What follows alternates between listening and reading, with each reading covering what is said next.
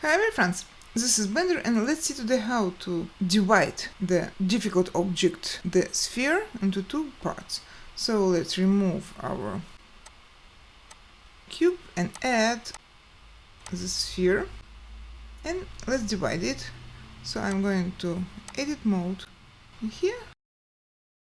I'm turning the X-ray and I'll go to edge, select mode.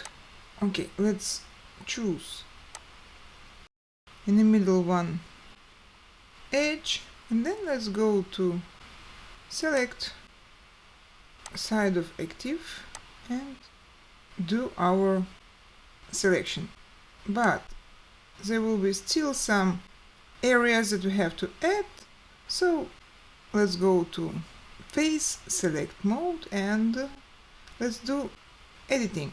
So I'm holding shift and I'm just adding some areas that has to be added, that has to be connected to this area.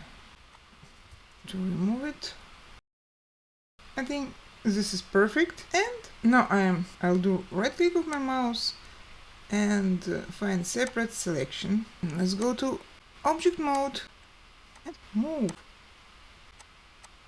half of our sphere. We have two parts, separate parts. Thank you, bye.